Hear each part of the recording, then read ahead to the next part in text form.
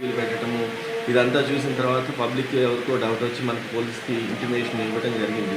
దాని మీద మనం ఈరోజు అత్తాపూర్ పోలీసులు, ఏసీపీ గారు, సిఐ వీళ్ళందరూ వచ్చి ఇక్కడ రైడ్ చేయటం, తర్వాత ఇక్కడ చూస్తే 9 మందిని అనుమానాస్పదంగా ఉన్నప్పుడు ఇదంతా సెర్చ్ చేస్తే దాంట్లో ఒక 4 డెడ్లీ నైఫ్స్ ఉన్నాయి, తర్వాత ఒక టాయ్ పిస్టల్ ఉంది, కొన్ని డాక్యుమెంట్స్ అవన్నీ ఉన్నాయి, 2 హుక్కా పార్ట్స్ ఉన్నాయి.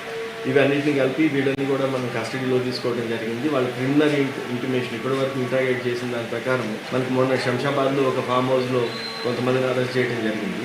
ఆ ఫామ్ హౌస్లోనే 4 నెలలు పనిచేసిన వ్యక్తి సోహెల్ అని చెప్పి అతను కూడా ఇక్కడ పనిచేస్తున్నాడు. కాబట్టి దీనికి దానికి లింక్ ఉందని, తర్వాత వాళ్ళ ఒక వ్యక్తిని ఇక్కడ సమ్మద్ అనే వ్యక్తి దీన్ని హ్యాండిల్ చేస్తున్నట్టు, ఫైనల్గా ఈ ఫక్రుద్దీన్ అని చెప్పి ఎవరైతే బృందావన్ కాలనీ నార్సింగ్లో ఉన్నాడో, తర్వాత మన శంషాబాద్లో ఉన్నాడో అతను కూడా అతనే ఇక్కడ